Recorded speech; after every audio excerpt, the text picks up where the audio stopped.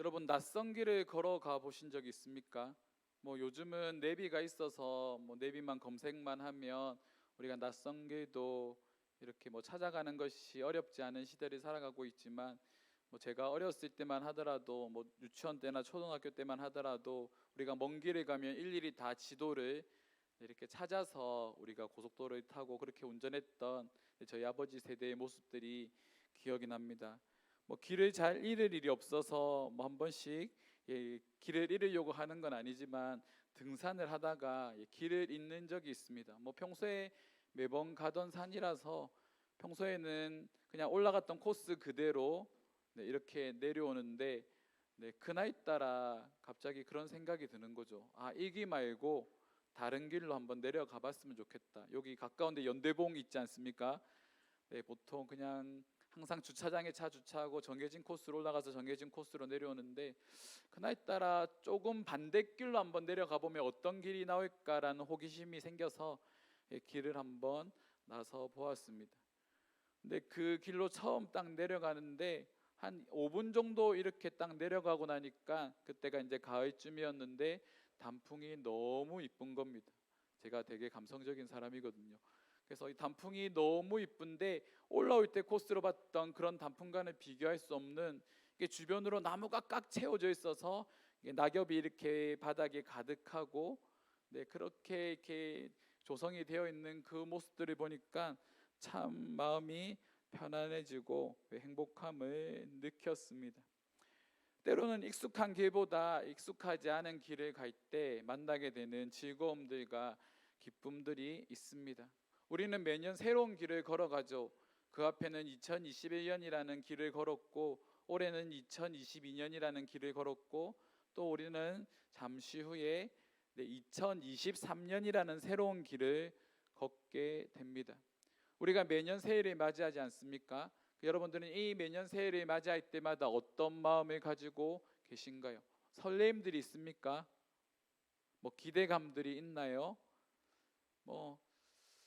우리가 인생을 어느 정도 살다 보니까 사실은 오늘이 그냥 12월 31일이고 그냥 내일은 그냥 1월 1일인 겁니다. 그냥 그렇게 시간이 흘러간다고 하지만 많은 사람들이 이 신년이 될 때마다 뭔가 새로운 것들을 다짐하는 그런 시간들로 많이 보낸다라는 거죠. 12월 31일이라는 숫자와 우리가 1이라는 숫자를 비교해 봤을 때 그 연도 안에서 12월 31일은 뭔가 끝나는 느낌이라고 한다면 1월 1일은 1이라는 숫자는 뭔가를 새로 시작하는 것들을 의미하는 그런 숫자인 것 같습니다. 그래서 새해가 되면 많은 사람들이 다짐들을 하는 거죠. 여러분들도 다짐한 거 있으십니까? 우리가 아까 다 적어내기도 했고 여러분들 앞으로 일어날 일이 이런 일이 있었으면 좋겠다라는 것들을 우리가 한번 적었지만 내가 올해는 이런 것들을 한번 다짐했으면 좋겠다라고 생각하는 것들이 있습니까? 이것도 곰곰이 한번 생각해 보면 사실은 작년의 다짐과 그 앞의 다짐과 그 앞의 다짐과는 별반 또 다르지 않습니다. 뭔가요? 계속 반복하는 거죠. 다짐을 매번 새롭게 하지만 우리는 여전히 동일한 길을 걸어가고 있다라는 겁니다. 우리는 새로움을 추구하지만 어느 순간 우리는 익숙한 길을 걷는 걸 되게 좋아하죠. 매년 새해가 되면 트렌드 코리아라는 책을 읽습니다. 이 올해는 2023년에 대한 책이 나와서 한번 읽어봤는데 내년이 개묘년입니다. 개묘년. 일면 검은 토끼의 해라고 말하죠. 토끼는 풍요와 번창 다산을 상징한다고 합니다. 그 중에서도 검은색은요 지혜를 상징한다고 합니다. 그러면 내년에 우리가 기대할 것이 뭘까요? 풍요와 다산과 번창과 그 가운데 지혜로운 삶을 살아가야 되겠다라고 사람들이 생각을 하겠죠. 그런 삶을 살아가게 하기 위해서 이 트렌드 코리아는 매년마다 10가지의 트렌드를 제시를 합니다. 그냥 한번 읽어드릴게요. 첫 번째 평균 실종입니다. 평균 기준, 통상적인 것들에 대한 개념이 무너지다. 그리고 오피스 빅뱅, 최소한에 일만 하는 조용한 사직 현상이 일어나고 있다. 이런 거는 청년 세대가 요즘에 공무원이 됐든 대기업에 들어갔든 이렇게 그만두는 모습들이 지금 뉴스를 통해서 많이 나오고 있는데 이런 것들을 오피스 빅뱅이라고 하죠. 세 번째 체리 슈머입니다. 한정된 자원을 최대한 알뜰하게 소비한다. 현대판 보릿고개. 그러니까 돈 쓰는 걸 이제는 잘 하지 않습니다. 예전에는 뭔가 사고 싶은 것이 있으면 뭐 당장 그것을 사는데 돈을 아끼지 않았지만, 많은 젊은이들, 뭐 그렇지 않은 젊은이들도 있겠지만 악착같이 돈을 아껴서 어떻게든 살아내려고 하는 청년들이 많이 있다라는 거죠. 그리고 네 번째가 인덱스 관계라는 게 있습니다. 관계의 밀도보다 스펙트럼을 더 중요하게 생각한다. 관계를 진하게 맺는 관계들을 선호하는 것보다 다양한 부류의 사람들과 관계를 맺는 것 더 선호하는 거죠. 그리고 다섯 번째가 뉴 디맨드 전략이라고 해서 소비자는 생각지도 못한 제품을 만났을 때 지갑을 연다. 예전에는 우리가 뭔가를 필요하면 뭔가를 구입하는 시대였는데, 이제는 많은 사람들이 호기심으로 그 물건을 산다는 거죠. 이걸 잘 보여주는 게 뭐 포켓몬빵 아니겠습니까? 뭐 초등학생들도 이렇게 열광했지만 뭐 저와 같은 40대 50대 사람들도 이 포켓몬빵에 있는 띠부씨를 모으기 위해서 그렇게 많이 뛰어다니는 모습들을 볼 수 있었죠. 생각지도 않은 것에 사람들이 지갑을 연다라는 겁니다. 여섯 번째가 디깅 모먼트란데, 이게 뭐냐면 가몰입을 즐기는 사람이라는 뜻입니다. 제가 헬스장을 다니지 않습니까? 헬스장에 가면 젊은 사람들이 그렇게 판을 칩니다. 이 시간 뭐 6시나 7시 되면. 근데 대부분의 다수의 사람들이 뭐를 하고 있냐면 PT를 받고 있는 거죠. 근데 PT 받는 가격이 비싸거든요. 4만 원, 5만 원, 많이 받는 데는 7만 원씩 받는 데가 있는데, 근데 많은 청년들이 그런 PT를 받는데 많은 돈을 쓰고 있다라는 겁니다. 왜 그럴까요? 그게 그들에게 새로운 즐거움이기 때문이죠. 그리고 일곱 번째가 알파 세대가 온답니다. 지금의 초등학생들, 태어날 때부터 디지털 기계에 익숙한 세대들. 저도 가끔 저희 예성이나 예담이가 핸드폰을 만지거나 조작하는 모습을 보면 깜짝깜짝 놀랍니다. 재성이가 뭔가 저한테 해달랬는데 제가 해결을 못했는데 지 혼자 뚝딱뚝딱 뭐 만지더니만 그 문제를 스스로 해결하더라고요. 그러니까 우리랑은 이게 비교할 수 없는 이런 기계에 익숙한 아이들이 바로 알파 세대라는 겁니다. 그리고 여덟 번째가 성계적 대응 기술입니다. 요구하기 전에 미리 알아서 배려하는 기술을 성계적 대응 기술이라고 말하는데, 고객의 니즈를 미리 파악하는 거죠. 이런 것들을 고객들이 먼저 해주면 좋아할 거야. 고장 나기 전에 고장 났을 때 그 위에 플랜들을 뭐 다 제시를 하거나 하는 것들이 바로 성계적 대응 기술입니다. 그리고 아홉 번째가 공간력입니다. 멋지다고 소문난 공간에는 사람들이 붐비는 거죠. 제가 이거 내년에 저희 교회를 어떻게 조금 꾸밀까를 고민하고 있는 것도 이런 건데, 카페나 어디를 가다 보면 조금 뭐 빈티지한 카페들도 사람이 붐비는 모습들을 볼 수 있습니다. 옛날에는 되게 촌스럽다고 생각하는 그런 공간들인데 젊은이들이 찾아서 그런 공간들을 찾아오는 거죠. 그래서 뭐 카페라는 사람들은 카페를 꾸밀 때 돈을 아끼지 않습니다. 뭐 빈티지하게 꾸미는 것도 우리가 생각하는 그 이상의 돈들이 들죠. 그리고 제가 한 번씩 자주 가는 명지의 카페에 가면 의자 하나에 뭐 50만 원, 60만 원 하는 의자를 카페 1, 2, 3, 4층에 이렇게 다 세팅해 놨습니다. 왜 그렇게 할까요? 그렇게 해야 사람들이 찾아오기 때문이죠. 그리고 열 번째가 네버랜드 신드롬입니다. 모두가 어린이로 살아가는 시대, 모두가 젊다고 생각하며 살아가는 시대인 거죠. 이 네버랜드가 피터팬이 사는 나라이지 않습니까? 그래서 저도 이제 40대지만 뭐 제가 밖에 나가서 40대인데 우리가 옛날에 생각했던 우리 부모님 세대의 40대의 모습과 저의 모습을 생각하면 많이 다르죠. 요즘에 제가 그런 고민들을 하거든요. 제가 만약에 60대, 70대 아니면 80대가 되었을 때 나는 과연 어떤 옷을 입고 다니고 있을까? 그런 고민들을 해봤습니다. 우리 의류 전문가 우리 대현이한테 한번 물어보겠습니다. 내가 80세가 되면 어떤 옷을 입고 다녀야 될까?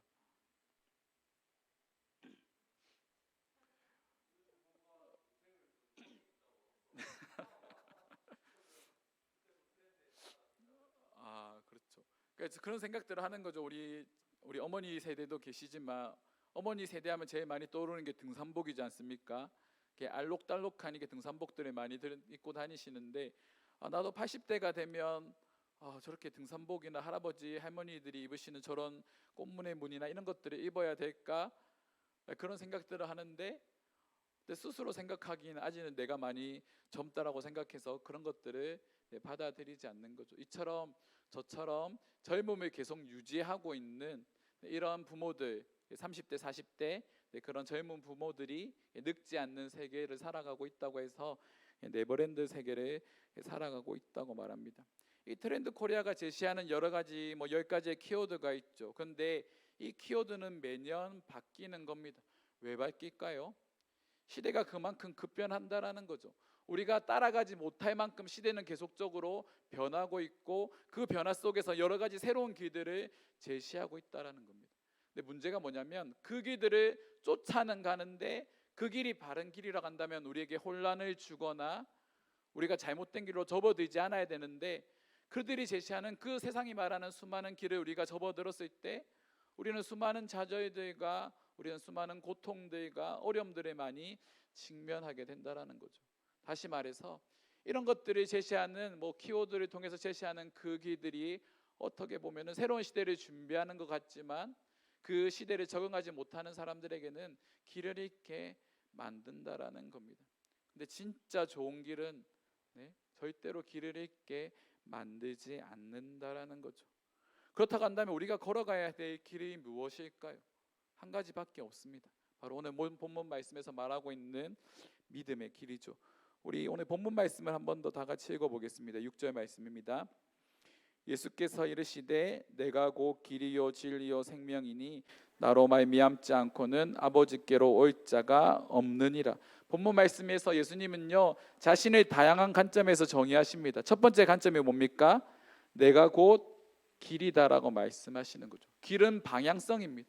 우리가 나아가야 할 방향을 길은 보여주고 있는 거죠. 그래서 우리가 바른 길을 가고 있다고 한다면 우리가 도로에서도 이정표들이 있지 않습니까? 요 길로 가면 어느 길로 갑니다. 요 길로 가면 어느 길로 빠지게 됩니다. 요 길로 가면 서울로 갑니다. 어디 갑니다라는 여러 가지 이정표들이 나와 있지 않습니까?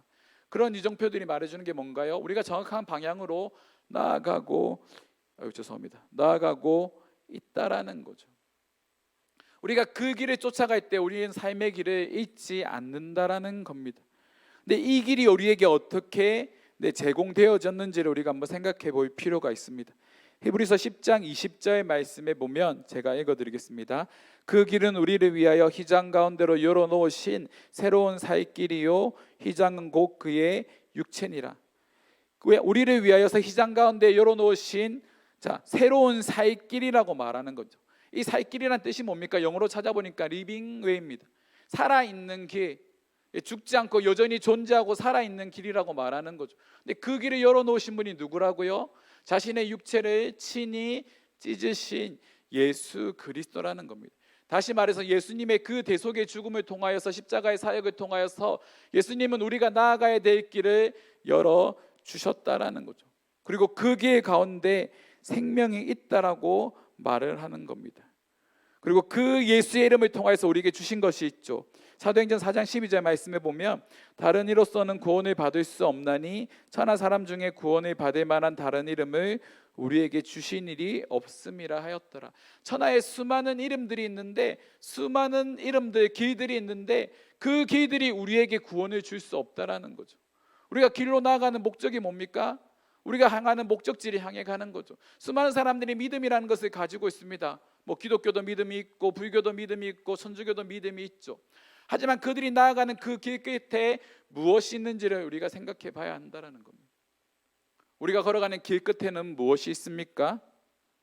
바로 생명, 구원이 있다라는 거죠. 우리는 그 길을 향해서 끊임없이 나아가는 겁니다. 철로역전에서 크리스찬이 한 손에 성경을 들고 어디를 갑니까? 길을 따라 가죠. 성경이 제시하고 있는, 성경이 말하고 있는 그 이정표를 따라서 길을 걸어가다 보면 수많은 어려움들도 만나고 위기들도 있지만 결국은 어디에 다다르게 되나요? 천국에 다다르게 된다라는 겁니다. 그게 우리가 걸어가야 되는 순례의 길인 거죠. 길을 걷는다고 해서, 바른 길을 걷는다고 해서 우리에게 어려운 일이 일어나지 않는 것이 아닙니다. 우리가 2020년을 살아갈 때에 우리는 수많은 길들을 제시받았고 그 길이 맞다라고 생각하면서 살아왔는데 그 길을 걸었음에도 불구하고 우리는 수많은 위기를 만난 거죠. 금융이 위기가 겪고 부동산이 위기를 겪고 수많은 사람들이 직장을 잃고 금리 문제로 힘들어하고 생각지도 못한 여러 가지 사건들, 이태원 사고도 있고 여러 가지 사건들이 우리 주변에 많이 일어났지 않습니까? 왜 이런 일들이 일어날까요? 그들이 바로 나아가야 될 길을 잃어버렸기 때문입니다. 예수 그리스도라는 그 길을 쫓지 않는 그 길은 우리에게 수많은 아픔들과 상처들밖에 남지 않는다라는 거죠. 그래서 우리가 유일하게 따라가야 될 길은 예수 그리스도가 우리에게 제시해 주신 그 길이라는 겁니다. 올 한 해 우리가 예수 그리스도의 길을 이탈해서 잘못된 길로 걸어가지는 여러분들 않으셨습니까? 또한 그 길로 인하여서 여러분들 또 때로는 우리에게 고난이 찾아오지는 않으셨습니까? 그렇다고 한다면 우리는 또다시 다짐해야 되는 거죠. 2023년에는 예수만 바라보며 걸어가자라고 우리는 다짐해야 됩니다. 또한 우리가 그 길을 걸어갈 때 만나게 되는 것이 있습니다. 우리 두 번째로 예수님께서 말씀하시는 내가 곧 진리다라는 말씀입니다. 이 말씀은 요한복음 8장 31절 32절 말씀에서도 예수님께서 말씀하십니다. 우리 성경 있으신 분들은 같이 한번 찾아볼까요? 앞에 띄우지는 않았습니다. 요한복음 8장 31절 32절 말씀 우리 함께 읽겠습니다. 그러므로 예수께서 자기를 믿는 유대인들에게 이르시되 너희가 내 말에 거하면 참으로 내 제자가 되고 진리를 알지니 진리가 너희를 자유롭게 하리라. 아멘. 예수를 믿는 제자들에게 주어지는 것이 뭡니까? 자유입니다. 근데 그 자유의 근원이 무엇인지 우리가 생각해 봐야 되죠. 오늘 말씀에서 뭐라 말하는가요? 말씀이 내 안에 거하면. 말씀은 뭡니까? 말씀은 지식입니다. 우리가 배워야 되고 깨달아야 되는 지식인 거죠. 우리가 공부를 하면서 배워야 되는 하나님에 대한 신적인 지식입니다. 그것들을 깨달은 자들에게 하나님께서는 자유를 주신다고 말씀하시는 거죠. 너희가 내 말에 거하면, 하나님의 말씀이 내 안에 거하면 그 다음 조건을 붙는 게 뭡니까? 너희가 내 제자가 되고. 이 말을 한번 생각해 봅시다. 말씀이 내 안에 없으면 내가 하나님의 제자가 아니라는 겁니다. 말씀의 통치를 받고 있지 않는다면 내가 그리스도의 제자가 아니라는 거죠. 그리스도의 제자는 어떤 사람들입니까?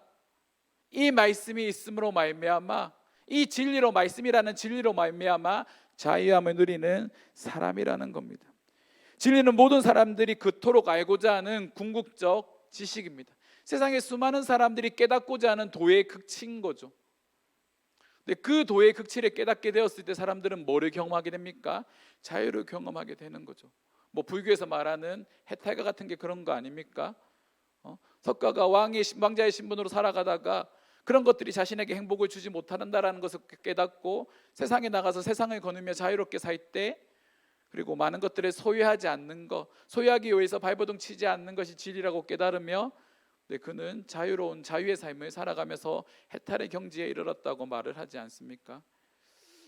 이게 그런 깨달음인 거죠. 하지만 그런 사람들이 말하는 깨달음과 우리가 말하는 깨달음은 다릅니다. 그들의 깨달음의 끝은 그들의 인생의 끝에서는 아무리 되고 사라지는 그런 깨달음이지만, 우리가 깨닫게 되는 그 진리는 우리를 또 다른 길로 인도한다라는 거죠. 그 길이 뭡니까? 바로 생명의 길로 인도한다라는 겁니다. 하나님과 함께하는 영원한 삶으로 우리를 인도한다라는 거죠. 그래서 그것을 깨달은 바울은요, 빌립보서 3장 8절 말씀에 보면 또한 모든 것을 해로 여김은 내 주 그리스도를 아는 지식이 가장 고상하기 때문이라. 내가 그를 위하여 모든 것을 잃어버리고 배설물로 여김은 그리스도를 얻고라고 말하는 겁니다. 모든 것을 해로 여긴다. 무엇 때문에? 그리스도를 아는 지식 때문에. 그리스도를 아는 지식이 가장 고상하기 때문에 내가 지금까지 배워왔던, 쌓아왔던 그 모든 지식들을 바울은 배설물로 여긴다라고 말하는 겁니다. 우리의 모습을 한번 되돌아봅시다. 우리가 세상에서 수많은 지식들을 쌓아갑니다. 저도 세상의 지식에 뒤처지지 않기 위해서 끊임없이 뉴스를 보고, 지금 소위 말하는 미래 예측자들이 하고 있는 강연들을 매주마다 듣고 새로운 것들을 계속해서 배우고 그렇게 살아가고 있습니다. 근데 그런 지식보다 더 중요한 지식이 뭡니까? 그리스도를 아는 지식이라는 거죠. 우리는 새로 다가오는 세상을 알기 위해서 그렇게 발버둥 치지만 그런 지식들이 우리에게 자유함을 주지 못한다라는 겁니다. 참된 자유함을 주는 그 지식에 우리가 더욱더 그 지식을 깨닫기 위해서 발버둥 쳐야 한다라는 거죠. 그것이 바로 예수 그리스도를 아는 지식인 겁니다. 바울은 그것을 깨닫고 난 이후부터 세상적으로 말하고 있는 그 지식들이 하나님 앞에서 배설물이라고 말을 하고 있는 겁니다. 똥이잖아요. 쓸데없는 거잖아요. 필요 없는 겁니다.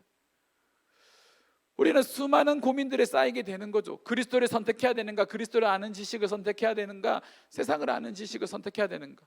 하지만 우리는 여전히 세상을 아는 지식에 더 많이 우리의 힘을 쏟아내고 있습니다. 그런 지식을 여러분들이 소유하게 되었을 때 여러분들에게 참된 자유함이 있으셨습니까? 아니죠. 그런 것들이 우리에게 자유함을 주지 못한다라는 겁니다. 그럼 우리가 정작 붙들어야 되는 건 우리에게 참된 자유함을 주시는 예수 그리스도라는 진리를 알기 위해서 우리가 살아가야 한다라는 거죠.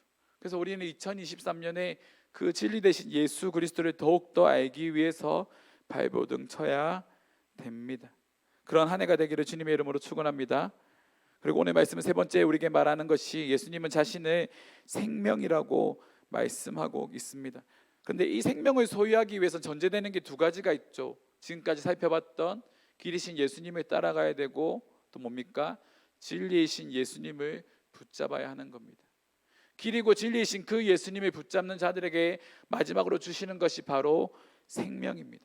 생명은 뭡니까? 살아갈 수 있는 힘이죠. 원동력입니다. 그래서 예수를 소유한 자들에게 있는 것이 뭘까요? 새로운 생명입니다. 불같은 마음들인 거죠.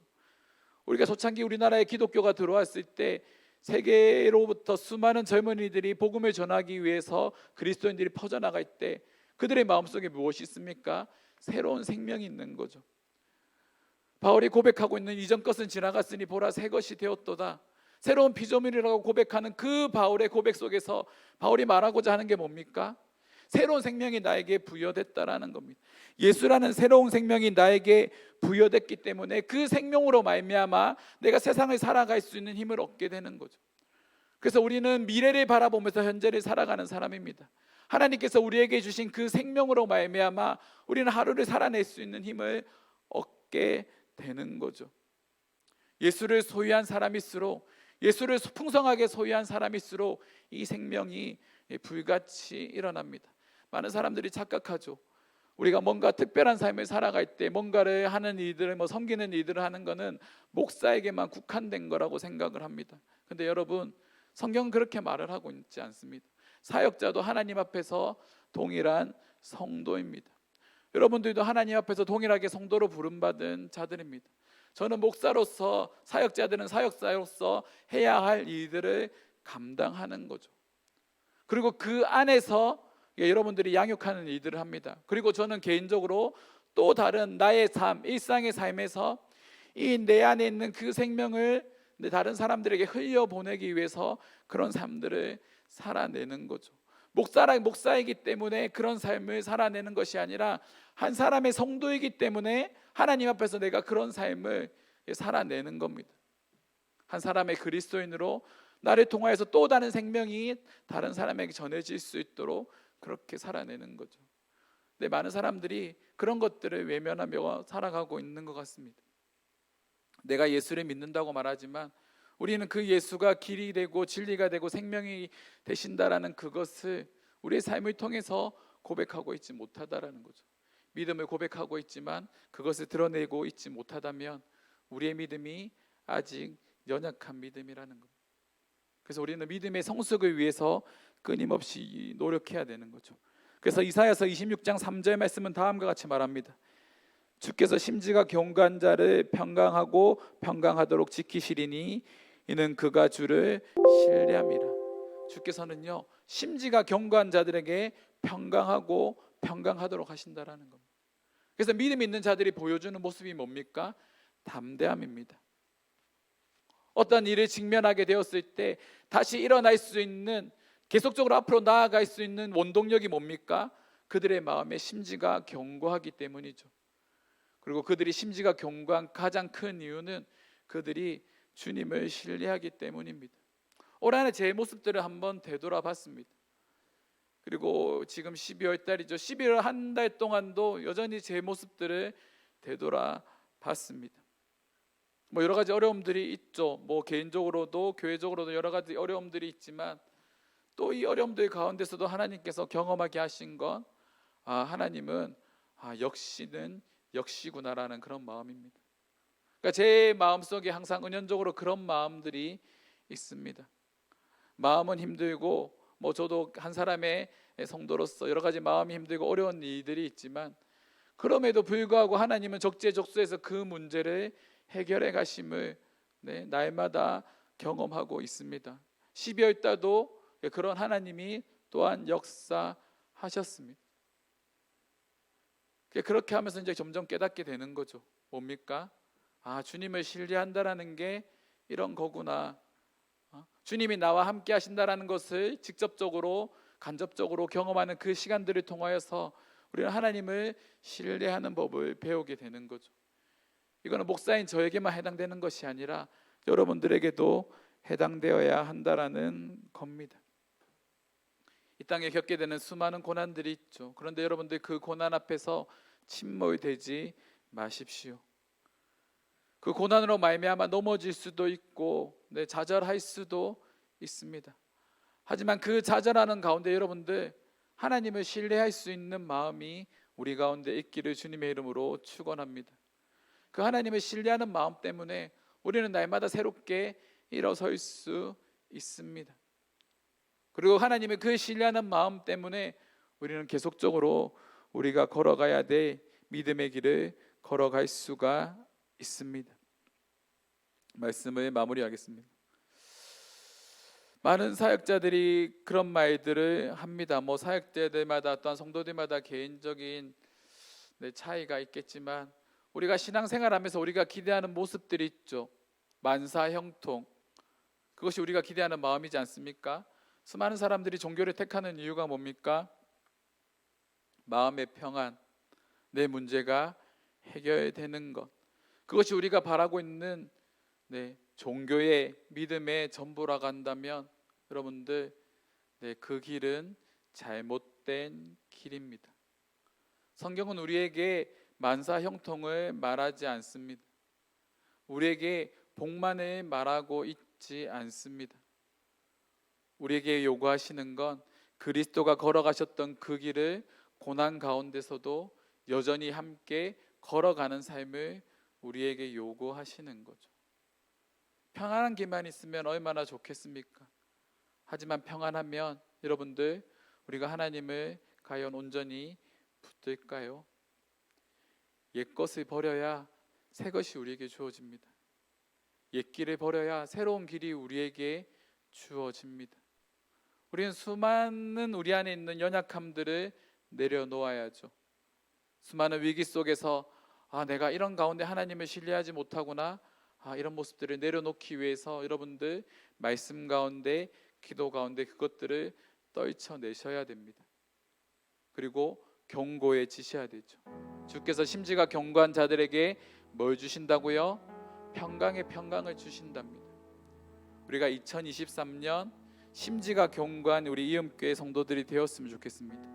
2022년 우리가 우리의 믿음이 비록 연약하여져서 수많은 바다 앞에 흔들리는 믿음이었다고 한다면 2023년에 우리의 믿음은 견고한 믿음, 흔들리지 않는 믿음이 되었으면 좋겠습니다. 이 시간 우리 함께 기도하며 나아가실 때 그런 기도를 드리며 나아갑시다. 하나님, 나에게 심지가 견고한 믿음을 주시옵소서. 2022년보다 2023년의 믿음이 더욱더 굳건해질 수 있도록 더욱더 성장할 수 있는 그런 믿음을 달라라고 우리 함께 기도하며 나아가도록 하겠습니다. 기도하겠습니다.